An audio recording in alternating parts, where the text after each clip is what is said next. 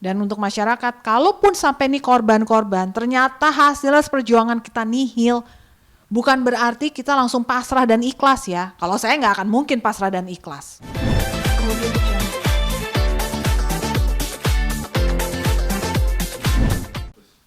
Keluarga tuh ini yang cuma pasangan gitu. Pasangan juga kita lagi fokus sama usaha kita. Jujur aku agak melewati banyak pemberitaan setiap kali. Kadang pemberitaan aku tuh justru aku ngelihatnya sampai algoritma aku tuh udah gak muncul lagi. Kata Indosuria itu gak pernah muncul lagi di algoritma internet aku. Baik itu di Instagram lah, di Google udah gak ada. Kadang-kadang munculnya cuma dari Petgo. Ngelihat IG story-nya. Oh, nyampe ke sini. Terus waktu itu Petgo nanyain mau gak aku speak up di Deddy Corbuzier. Enggak lah, aku masih pingin ada jalan yang bener aja lah, bukan yang bener lah, semua jalannya bisa bener bisa salah. Nah ini dia makanya aku bilang ya emang Mahfud MD dan Mas Teten juga sebagai Menteri Koperasi juga menyayangkan, tapi jadi gini, kalau dari sisi Menteri Koperasi kan ternyata perusahaan ini adalah perusahaan koperasi. Dia ternyata memiliki keterbatasan untuk bisa interfere karena ada undang-undang yang membatasi mereka dan undang-undang yang tidak ada sehingga pemerintah tidak bisa terjun mengatasi hal ini dalam kasus ini dalam hal ini adalah Kementerian Koperasi itu hanya bisa memberikan izin pembukaan koperasi tapi tidak bisa menindak. Karena koperasi ini bukan bagian dari perbankan, jadi tidak ada pengawasnya OJK, dan bahkan di Kementerian Koperasinya juga tidak ada pengawasan khusus. Itu kenapa tidak hanya sekali kan penipuan atas nama koperasi. Padahal legal. Perusahaannya legal, perusahaannya sangat legal. Tapi ya inilah, lama-lama ya, ini buruk sekali loh untuk citra koperasi Indonesia. Buruk sekali. Sampai ada undang-undang yang bisa melindungi nasabah atau peserta, bukan nasabah ya bahasanya kalau koperasi kan peserta. Peserta koperasi ini akan semakin memperburuk citra dan nama baik koperasi di Indonesia. Koperasi itu adalah salah satu usaha yang sangat mulia loh. Sangat mulia, tapi disalahgunakan sampai sebegini besarnya. Sorry to say ya, segitu mudahnya orang dengan menggunakan izin koperasi bisa melakukan penipuan sampai dengan 106 triliun dan hasilnya si pelakunya atau pengurusnya atau penanggung jawabnya semuanya adalah bebas murni. Besok gue akan ini deh bangun koperasi juga. Henry Surya.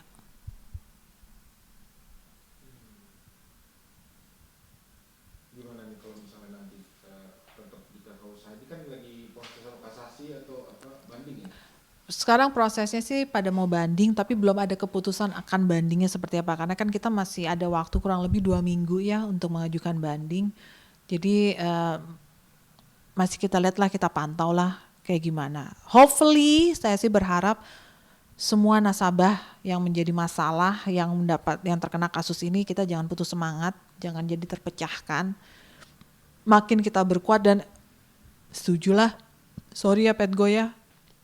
Gue baru tahunan ini baru bersuara, tapi benar kita harus speak out. Ini udah memalukan sekali, memalukan. Ini adalah contoh kasus yang mungkin kedepannya Netflix akan bikin kali serialnya terbatas. Karena canggih banget loh, lo bisa nilep 106 triliun and then bebas murni. Ini Vice Indonesia mestinya mencari tahu nih caranya gimana, trik-triknya.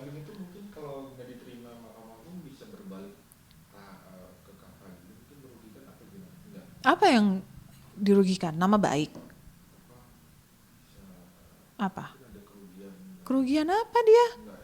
Apa yang dia rugiin? Rugi apa? Malu karena namanya disebut-sebut. Tahunan banyak yang nyebut namanya dia. Kenapa tiba-tiba gue ntar yang kena sendirian? Ya gak apa-apa, mungkin ada baru halo Pak Henry, ada saya nih salah satunya nasabah Anda yang sudah sangat baik selama 3 tahun mengikuti semua jalur opsi yang Anda berikan. Dari 5.300 juta rupiah, Anda baru mengembalikan kepada saya 2,9 juta rupiah. Kalau dibilang itu etika baik, tolong dong, mungkin saatnya hukum di Indonesia memberikan formula yang jelas etika baik bagi seseorang untuk mengembalikan hutang dalam hukum perdata. Kayaknya mesti dikasih tahu deh, sekian persen mungkin baru menjadi minimal jumlah yang mesti dikembalikan dan seberapa rutinnya.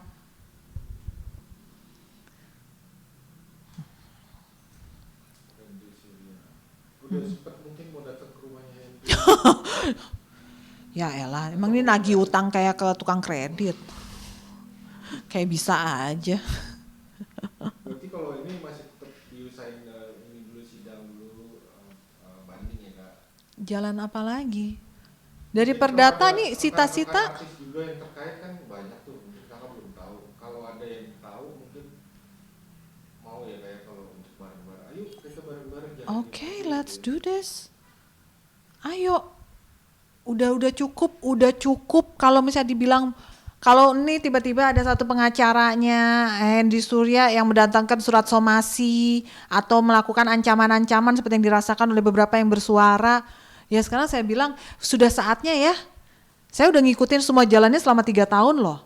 Saya udah bersabar, saya sudah diam, terus sekarang Anda dapat vonis bebas, boleh dong saya merasa kesal, boleh dong saya ngungkapin kekecewaan saya. Loh, dari 5.300 juta yang saya terima baru 2,9 juta. Dan itu setahun yang lalu terakhir Anda bayar. Seharusnya saya udah bisa menggugat, mana etika baik Anda. Gitu. Nah, gimana nih Kak? Masih menunggu 2 minggu itu ya dari persidangan itu ya Kak? Ingin kita nunggu aliansinya mau geraknya gimana bandingnya. Sama teman-teman lainnya juga. Mungkin sama Kak Petgo juga ya. Aku belum sempat ngobrol lebih lanjut Petgo langkahnya gimana. Karena kita sama-sama berselisih dalam kesibukan, bahkan terakhir komunikasi itu hanya bisa waktu kurang lebih nggak nyampe 2 menit, cuman mengupdate. Waktu itu dia update yang cukup lama adalah waktu dia kasih tahu vonisnya bebas murni, terus dia kasih link-linknya, lu baca deh, lu nggak kemana-mana. Memang aku mengurung diri dan mungkin Trauma ya Kak? bukan trauma mungkin bahasanya ya, lebih kepada itu adalah reaksi alami bagi orang-orang yang merasakan Ditipu. bukan spesifik ditipu, segala bentuk luka yang dialami oleh orang. Bisa tanya-tanya kepada spesialis kejiwaan lah, banyak psikiater yang bagus di Indonesia. Salah satu reaksi Berapa hari tuh apanya? mengurung dirinya? Lihat aja sosial media gue emang aktif. Nggak tertarik. Kalau nggak karena manajemen, kalau nggak karena keperluan kerja, keinginan untuk menghadirkan diriku di dalam sebuah acara aja tuh udah nggak pengen. Masih sampai sekarang berarti ya Kak?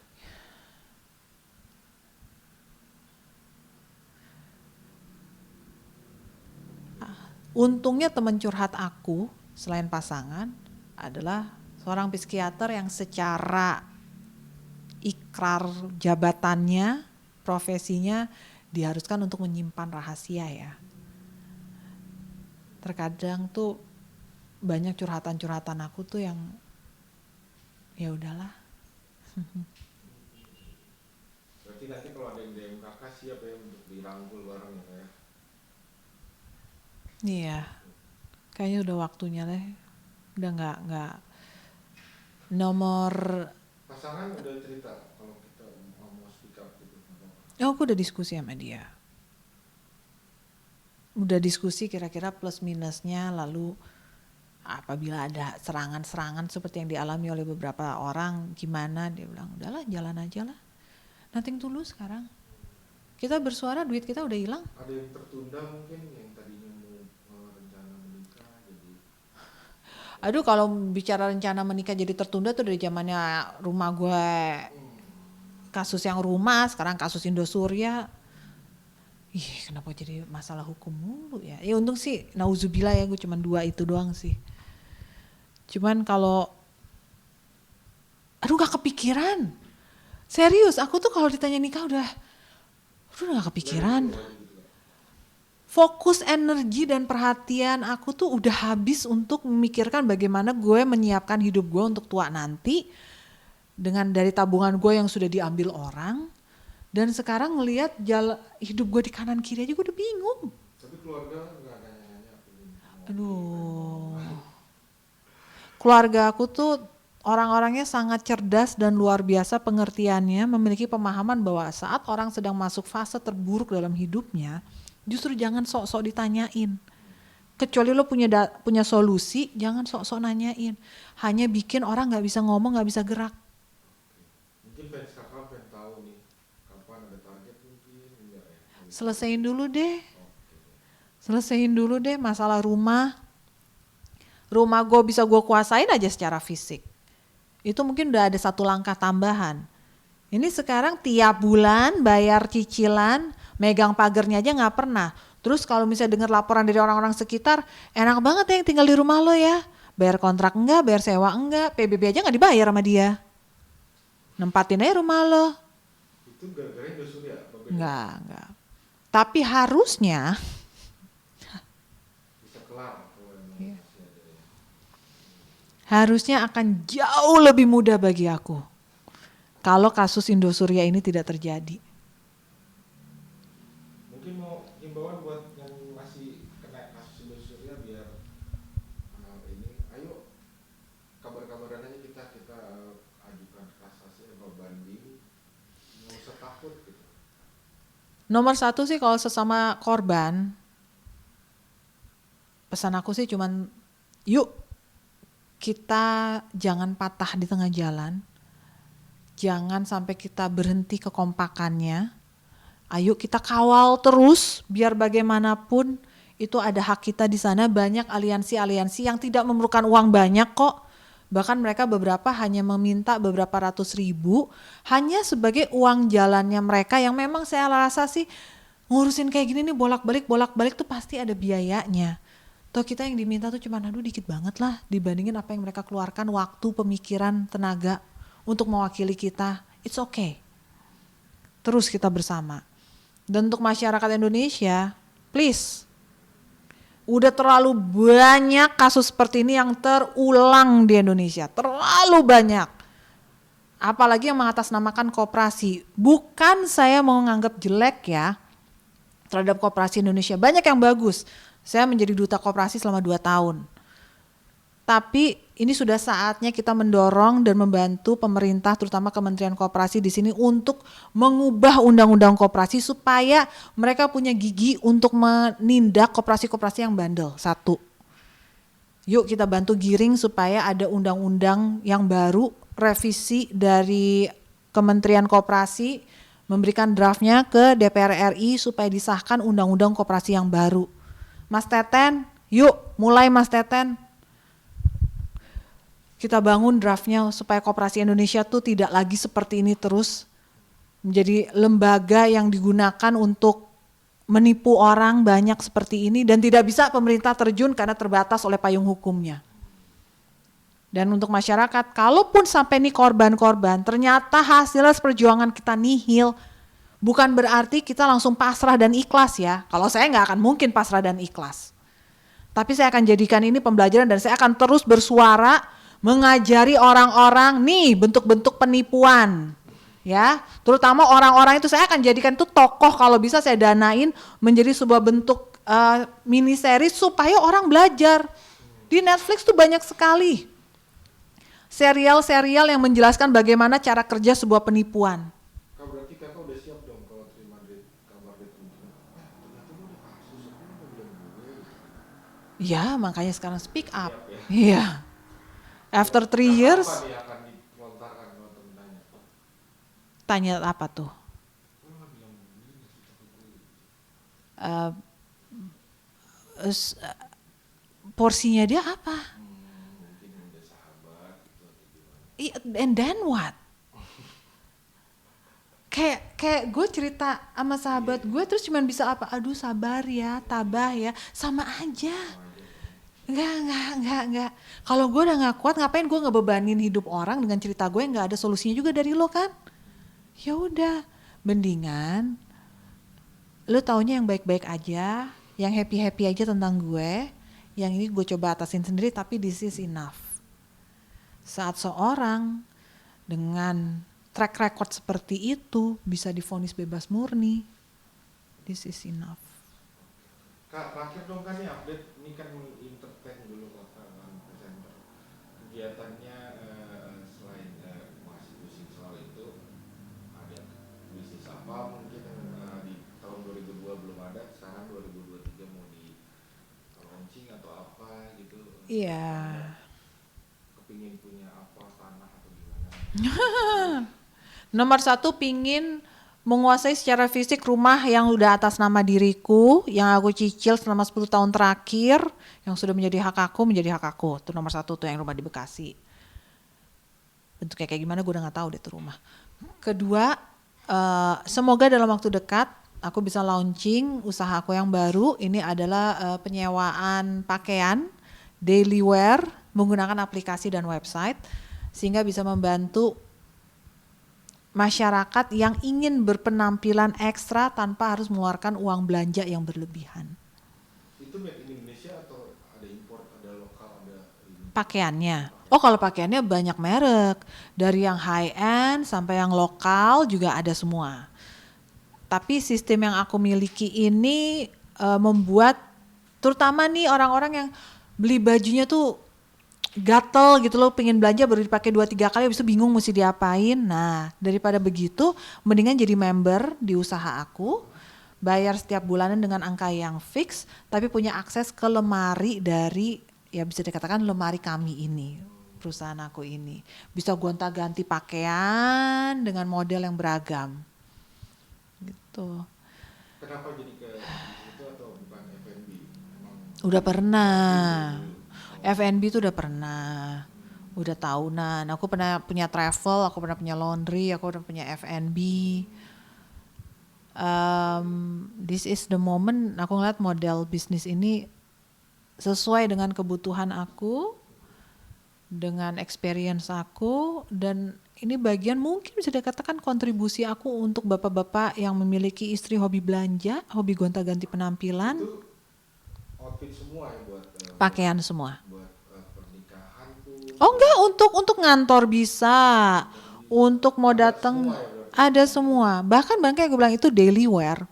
Pakaian untuk ke mall ada, pakaian untuk orang yang lagi pengen liburan ke negara-negara eksotis yang membutuhkan pakaian dengan tema-tema tertentu yang lebih identik, kayak misalnya pakaian yang kita pakai di Bali kan nggak cocoknya dipakai di Jakarta. Begitupun dengan pakaian yang di Jakarta kurang nyaman atau kurang sejalan untuk foto-foto di Bali gitu. Nah, sedangkan ada teman-teman aku, bahkan aku termasuk orang-orang yang kayak contoh gini deh. Let's say winter coat. Belum tentu juga setahun sekali, apalagi pada pandemi kemarin, belum tentu setahun sekali orang pergi ke negara yang bersalju. Mungkin tahun ini negaranya bersalju, mungkin tahun depan ke negaranya yang tidak bersalju. Akhirnya tuh punya koleksi winter coat buat apa di rumah? Cuma jadi bau lemari, bau kamper. Kalau di kakak, kalau member bisa dikembalikan gitu. Bukan bisa dikembalikan, bisa meminjam winter coat pas mau liburan aja. Nggak usah miliki.